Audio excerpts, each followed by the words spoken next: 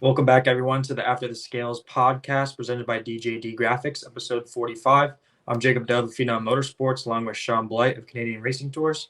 On today's episode, we have big block modified driver the number 4, Anthony Perrego. Anthony, thanks for being on the podcast today. Yeah, thanks for having me on, guys. So you're coming off the big World Finals win on Saturday night. Shaun and I were there over the weekend. We saw you pull off a great move on Tim Fuller to get that big win. Talk about that move and the whole race, and overall just your experience. Tim Fuller was really hard to beat those nights, so be able to pull it off was a really good accomplishment. Yeah, for sure. Obviously, Tim's been fast down there. Last year, he actually stole a win from us on Friday night, I believe it was. And then Thursday night, Tim he obviously was fast and started on the pole there, and we ran second to him. Had a couple chances at him at a restart, and Friday we kind of just struggled a little bit in time trials and got behind, and we ended up starting 19th in the feature and drove up for a top 10. But Saturday they calculate your points for them 2 days, so we were fortunate enough to start on the pole of the heat race and got in that important redraw, and were able to draw third behind Tim, and we stalked him for a long time in that race. He actually drove away from us for a little while, and just timed that last restart perfect. Yeah, we were sitting at the exit of turn 2, so we saw you just send it into turn 1, and that was that was pretty cool. You had some fans in our section that were cheering. You mentioned he was pulling away from you. Did you kind of go into that restart thinking like you better get him now because like clean air just seemed to really make a difference? Yeah, for sure. Charlotte, big track like that, the air is really important. I think Tim just kind of really burned the tires a little bit there on the restart. I knew that he was on a harder tire than us, and I think that yellow flag was long enough that that tire cooled down, and we were able just to get a good restart there and sailed it down off into 1 and 2. And I clipped him a little bit, but I feel like he could have picked off the throttle also. So finishing up your racing season at Charlotte, you end up finishing third in points in the Super Dirt Car Series. You had Matt Shepard and Matt Williamson ahead of you. Going into the weekend, it was a battle between, Matt and Matt there. Uh, did it feel any confident knowing like, hey, I'm going to go into the weekend, just try to get the best result, try to go for a win, no matter if those two guys are battling for points. I'm just going to go out and do the best I can.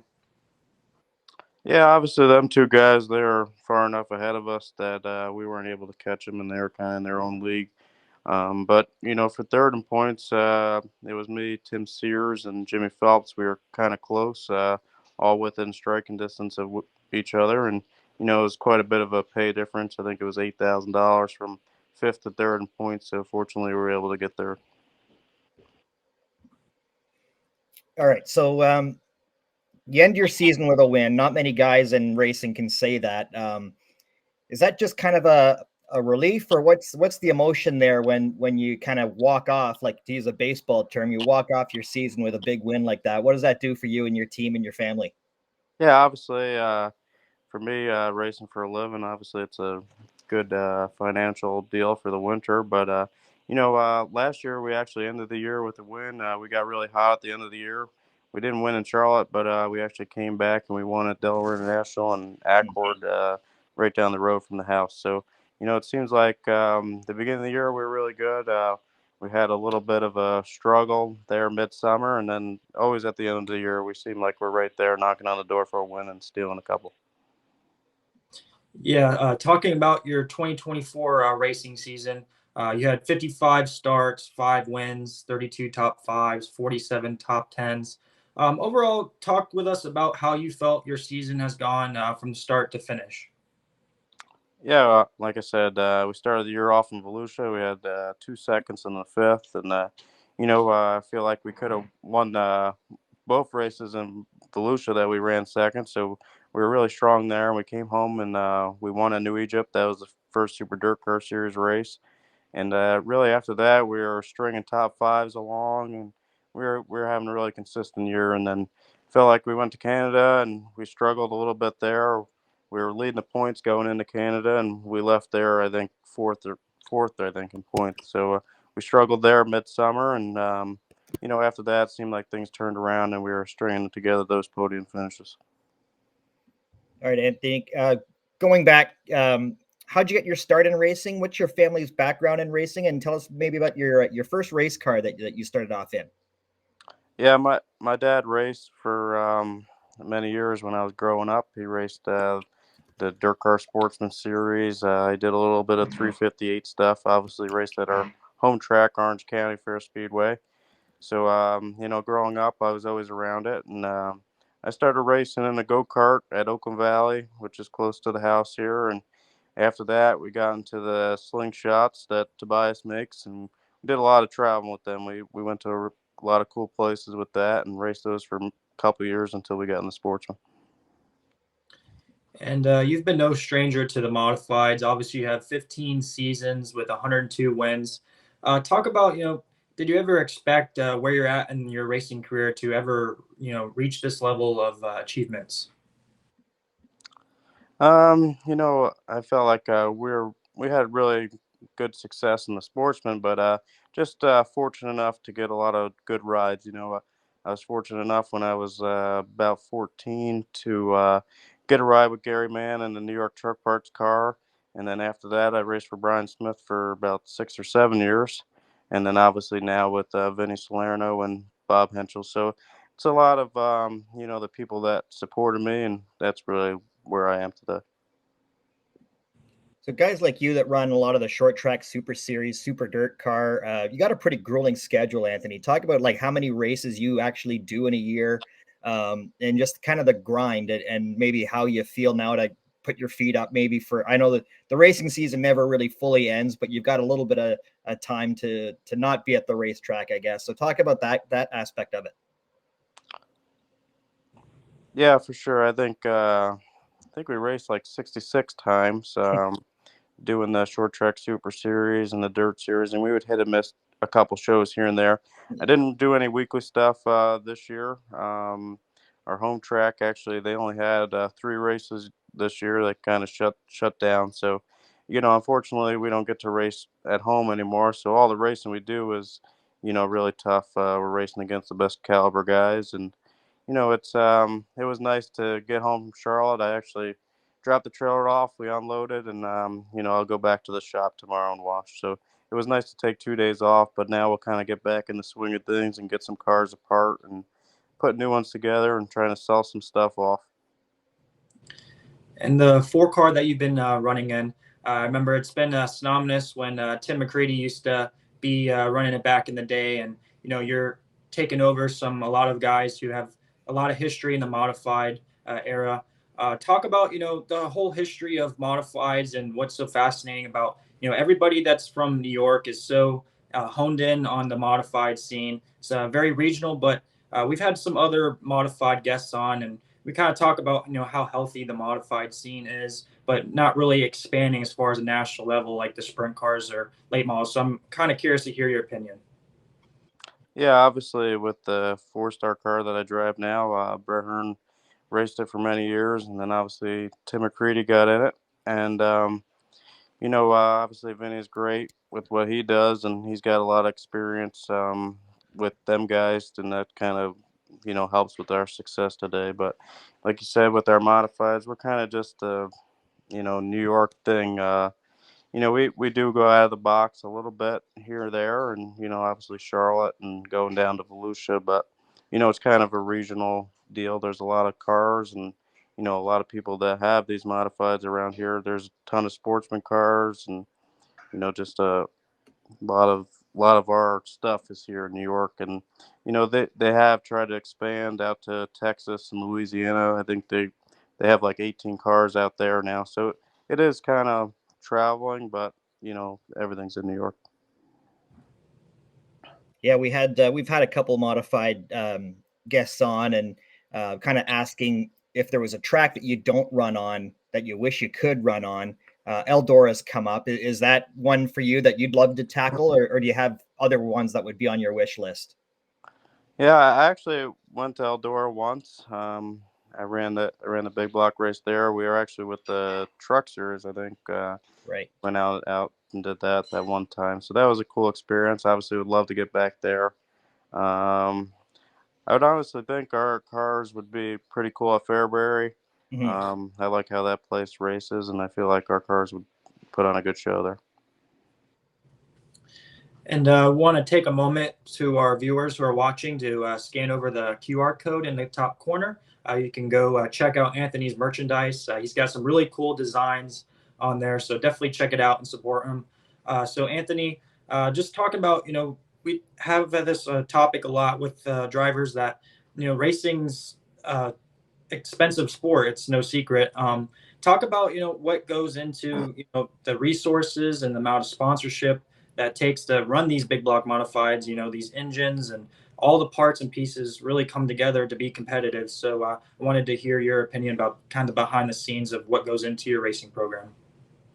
Yeah, for sure. Ever since COVID, the engine parts and getting engines got to be scarce there for a long time. A motor would break and you wouldn't see the thing for 6 months. So, that seems to be turning around, but everything after COVID has skyrocketed with engines. And big block before COVID was probably 40,000. Now you're looking at 62,000 by the time you're said and done. So, it takes a great sponsors to keep us going.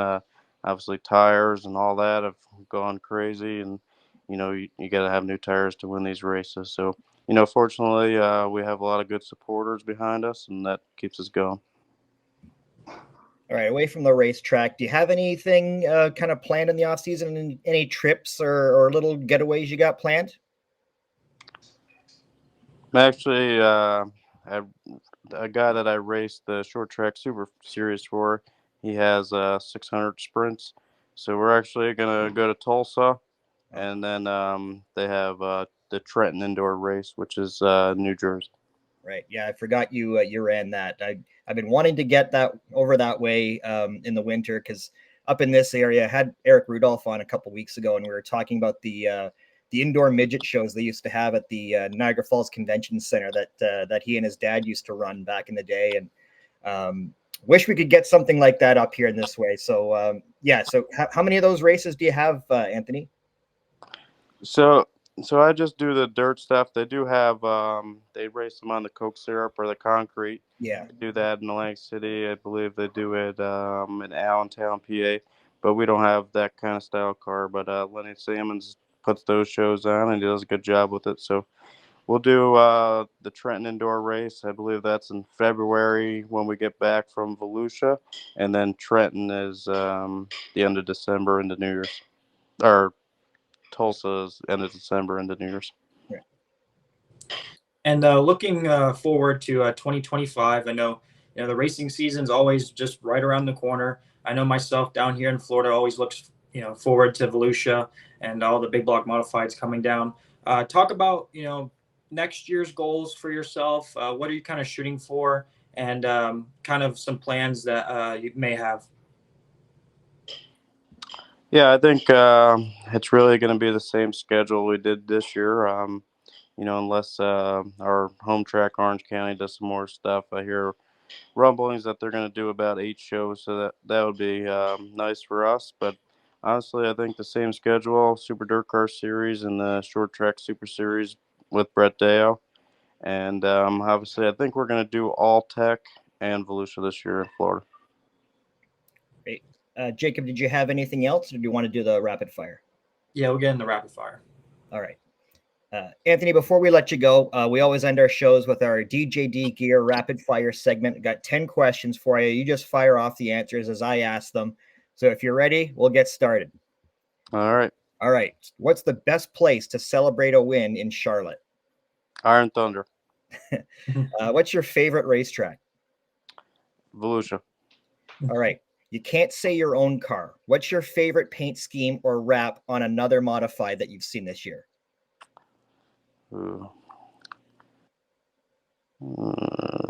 Matt Shepard. Yeah, he's always got a great looking car. All right. What's your favorite artist or band? Godsmack. All right. So not family related. You can't say anybody family, but who is your racing hero growing up? Brett Hearn. All right. And why the number 4? That was my owner's number. Yeah. All right. And what's the best thing to do in Middletown, New York?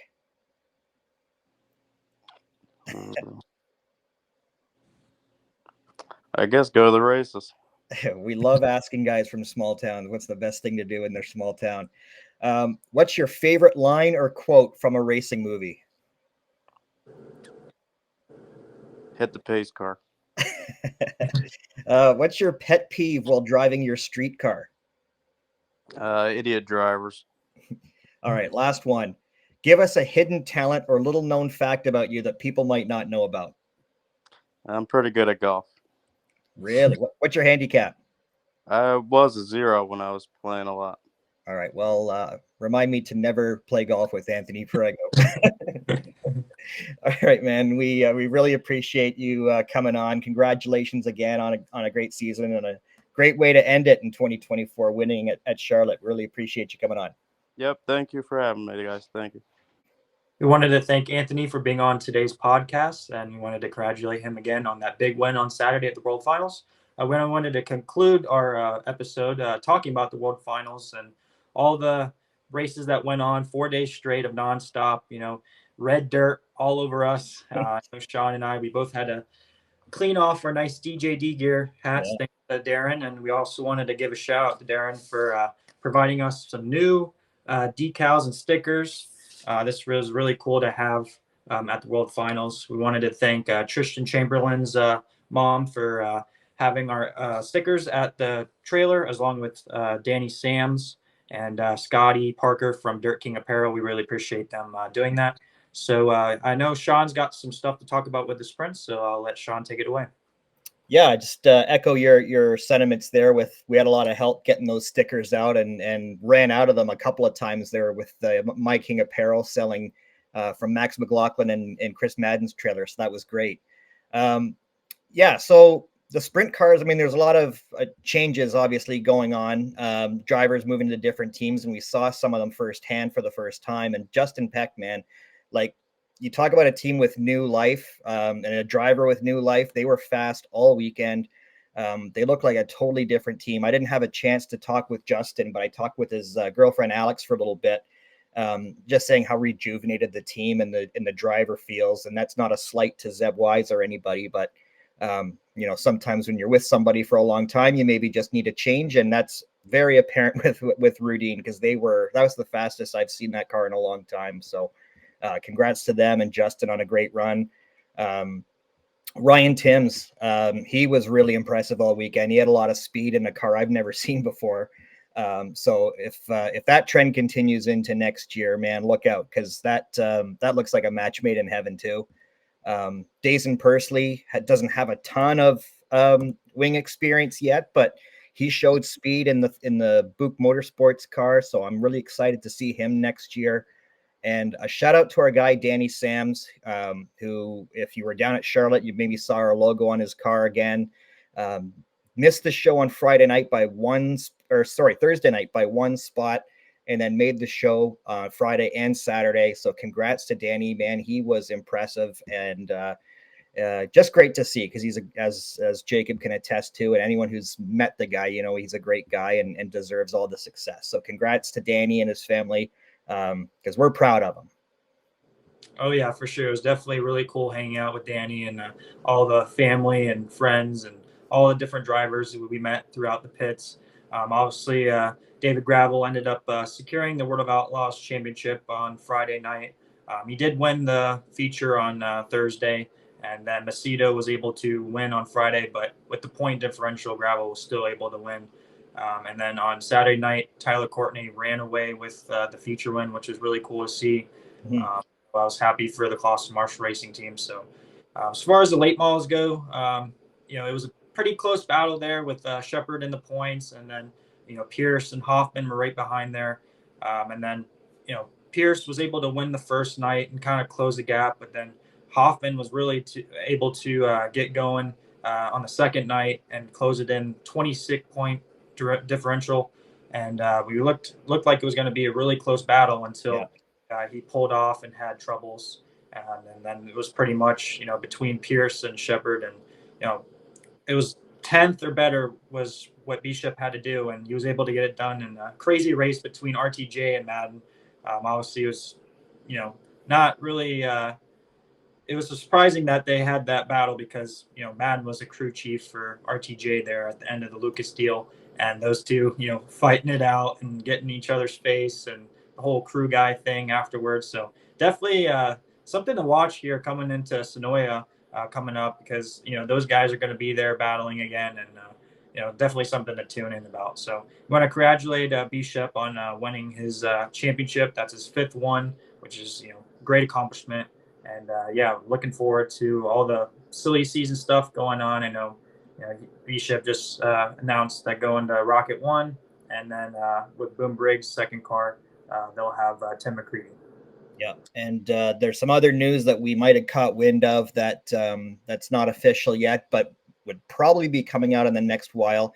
One thing I literally just thought of just now as you were talking about the winners of the late model races, we saw 9 features in the weekend between 3 different series, and there was not one single repeat winner in any of the series, and that's pretty rare.